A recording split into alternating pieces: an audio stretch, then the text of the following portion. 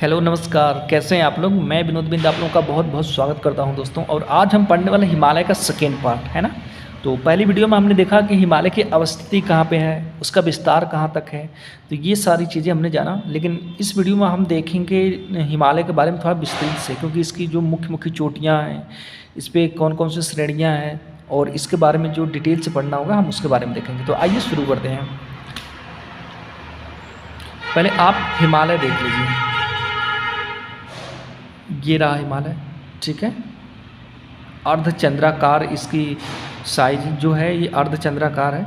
और इसके बारे में क्या क्या है सारी चीज़ें जानेंगे, ठीक।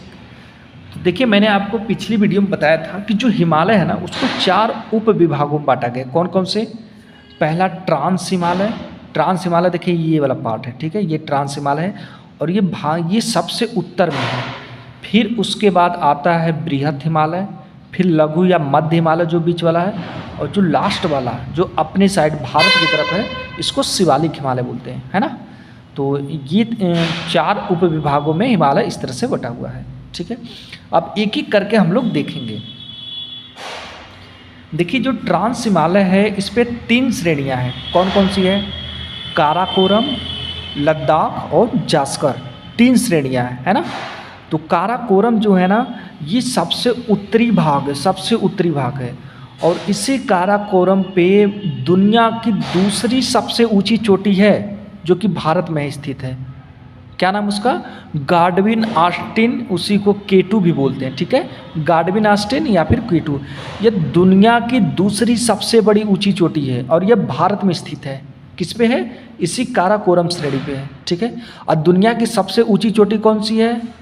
माउंट एवरेस्ट है। कितनी है? 8,848 मीटर ऊंचा है और यह नेपाल में पड़ता है, ठीक है ना।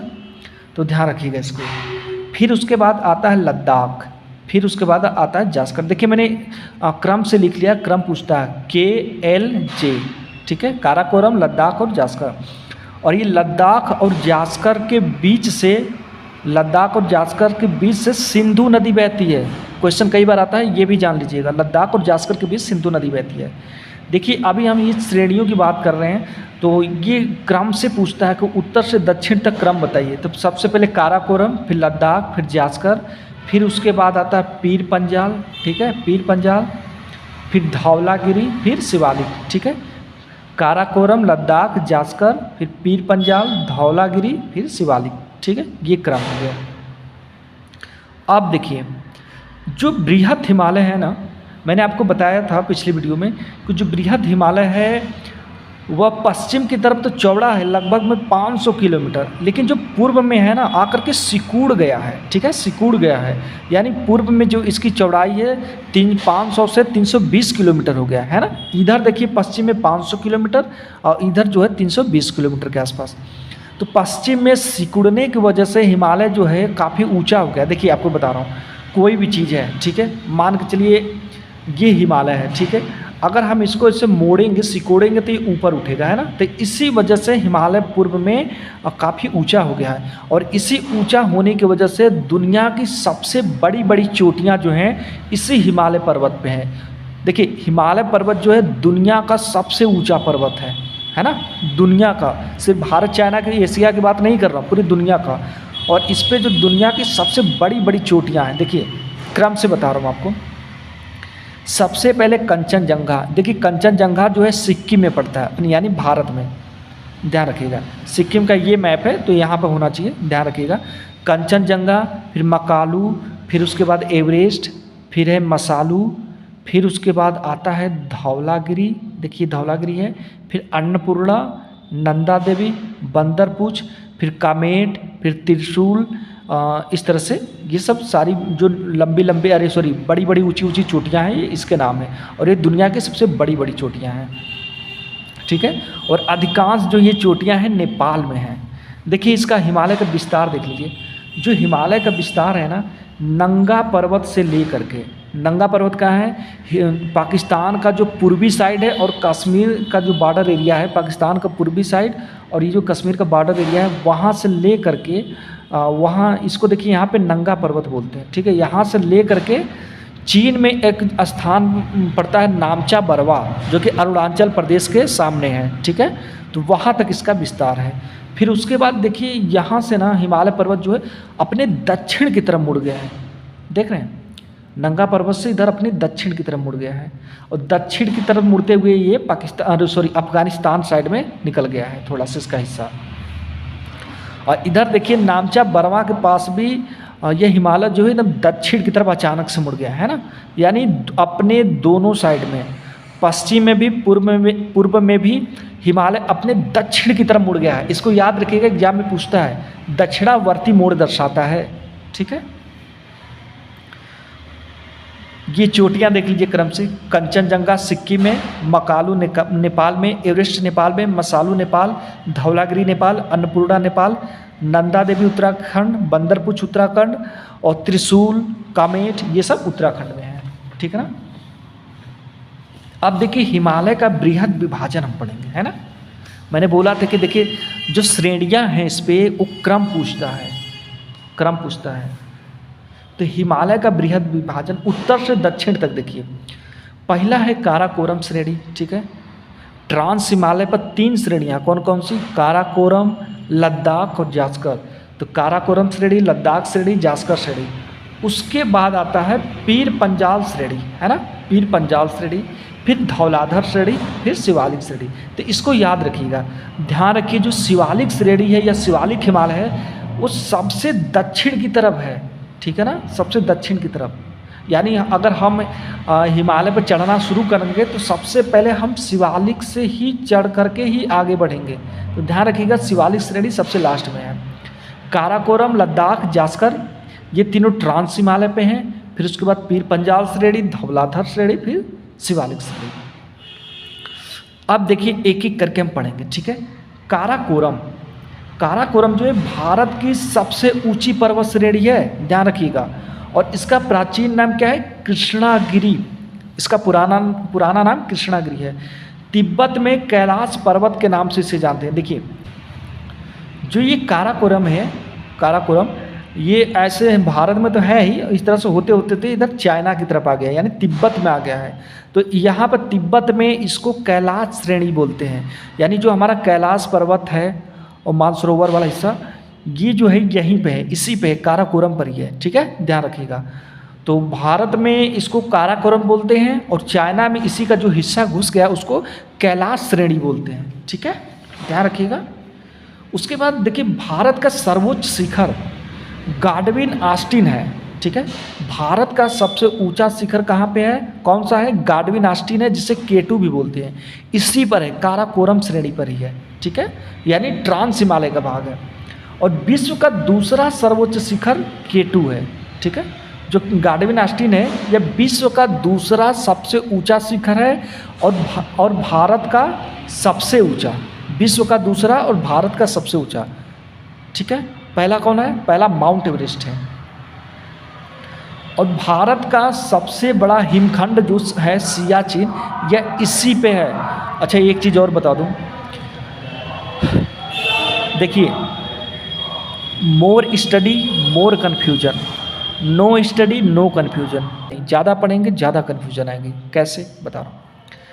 भारत का सबसे बड़ा जो हिमखंड है सियाचिन, इसी काराकोरम श्रेणी में है, ठीक है।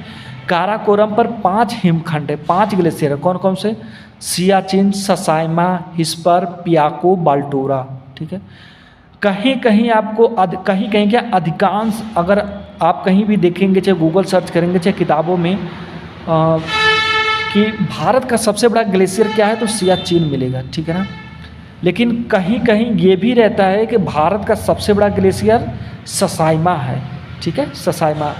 अधिकांश जगहों पे तो सियाचिन मिलेगा, लेकिन आपको कई पुस्तकों में और कई गूगल पर भी आप सर्च करेंगे तो कहीं कहीं मतलब जैसे कि कई सारे जो टेक्स्ट बुक हो गए हैं और जो स्टडी वाले संस्थान हैं वो अपना अलग अलग विचार दिए हैं, तो कोई कोई इसको ससाइमा भी मानता है, ठीक है। तो इसको ध्यान रखिएगा। तो भारत का सबसे बड़ा हिमखंड सियाचिन है, अभी हम इसको सियाचिन मानकर ही चलेंगे, ठीक है, ध्यान रखिएगा इसको, वह इसी पर स्थित है। इसके अलावा बाल्टोरो, पियाको, हिस्पार और ससाइमा इसी श्रेणी में है, ठीक है। उसके बाद आती है लद्दाख श्रेणी, क्रम से पढ़ रहे हैं, सबसे ऊपर काराकोरम, फिर लद्दाख, फिर जास्कर, ठीक है ना, ध्यान रखिएगा। लद्दाख श्रेणी देखिए सिंधु नदी और श्योक नदी के मध्य स्थित है, ठीक। काराकोरम और लद्दाख श्रेणी के बीच में श्योक नदी है और लद्दाख और जास्कर के मध्य सिंधु नदी है, ध्यान रखिएगा। काराकोरम और लद्दाख के बीच में श्योक नदी और लद्दाख और जास्कर के बीच में सिंधु नदी, ठीक है। इसकी देखिए सर्वोच्च चोटी जो है माउंट राकापोसी है। क्या है? माउंट राकापोसी। लद्दाख श्रेणी की सबसे ऊंची चोटी माउंट राकापोसी, और यह जो है दुनिया की सबसे तीव्र ढलान वाली चोटी है। लद्दाख श्रेणी पे जो माउंट राकापोसी है दुनिया की सबसे तीव्र ढलान वाली चोटी है, ठीक है, यह मोस्ट इम्पॉर्टेंट है। उसके बाद देखिए लद्दाख श्रेणी जो है काराकोरम के दक्षिण में स्थित है, ये सबको पता है क्योंकि देखिए आपको कई बार बता चुका। ट्रांस हिमालय पर 3 श्रेणियां हैं, कौन कौन सी? सबसे उत्तर में काराकोरम, फिर लद्दाख, फिर जास्कर, KLJ। तो लद्दाख श्रेणी जो है काराकोरम के दक्षिण में स्थित है ना, देखिए लद्दाख है और ये काराकोरम है। उसके बाद आता है जास्कर श्रेणी। देखिए नंगा पर्वत इसकी सबसे ऊंची चोटी है। देखिए हिमालय का जो भारत में विस्तार है नंगा पर्वत से लेकर के नामचा बरवा तक है ना, तो नंगा पर्वत जो है इसी जास्कर श्रेणी पर है। इस जास्कर श्रेणी का विस्तार कहाँ से कहाँ तक है?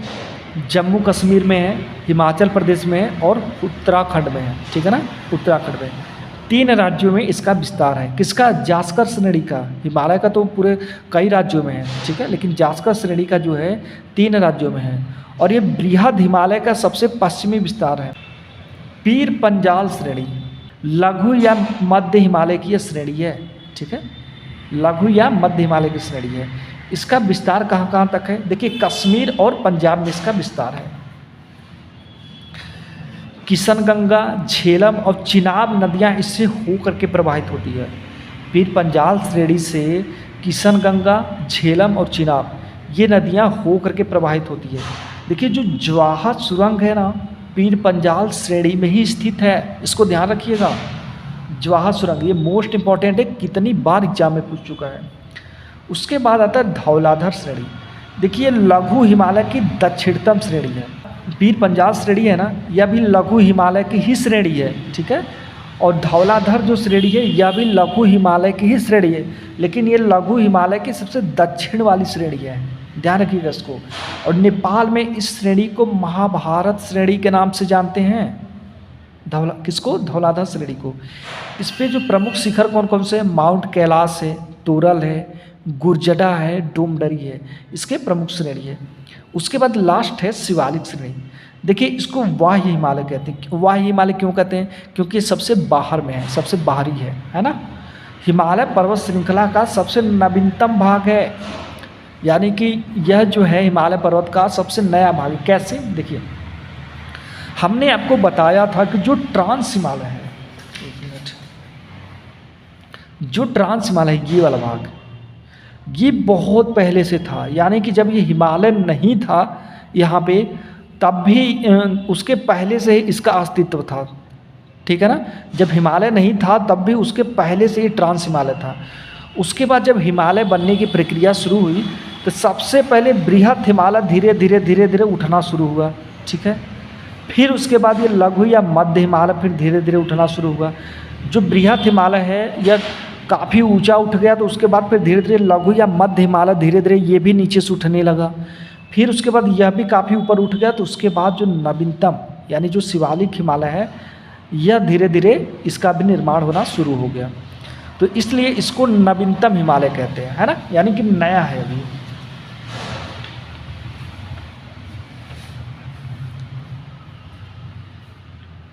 देखिए हिमालय पर्वत के पश्चिम एवं पूर्वी सीमाओं पर इसमें आकस्मिक रूप से तीव्र दक्षिणावर्ती मोड़ पाया जाता है। इन्हीं तीव्र मोड़ों को सेंटेक्सियल बेंड्स कहते हैं, है ना। देखिए यहाँ पर आपको बता रहा हूँ, हमने क्या पढ़ा यहाँ पे, पश्चिम और पूर्वी सीमाओं पर आकस्मिक रूप से तीव्र दक्षिणावर्ती मोड़ पाया जाता है। देखिए यहाँ पे ना आकस्मिक रूप से यानी अचानक से बहुत तेज़ी से यहाँ पर देखिए दक्षिणावर्ती अब मोड़ हो गया इसमें, है ना, दक्षिण की तरफ मुड़ गया है, पश्चिम साइड में भी और पूर्व साइड में भी, देख लीजिए, है ना, दोनों तरफ अपनी पश्चिम में भी पूर्व में भी दक्षिणावर्ती मोड़ दर्शा लिया है। ऐसा तो है नहीं कि धीरे धीरे धीरे धीरे कर के मुड़ा, नहीं, अचानक से इसमें मुड़ गया, है ना, देखिए अचानक से इसमें मुड़ गया, इधर भी, ठीक है, ध्यान रखिएगा।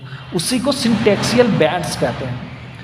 पश्चिम में सिंधु नदी नंगा पर्वत के पास बहुत ही गहरे महाखंड का निर्माण करती है और यहीं से दक्षिणावर्त मोड़ ले लेता है हिमालय, ठीक है, जहाँ से सिंधु नदी अचानक से वह भी मुड़ती है और एक सिंधु गार्ज बनाती है, ठीक है, यानी कि दोनों तरफ एक खड़ी पहाड़ी ढलान है और इसी के बीच में सिंधु नदी बह रही है।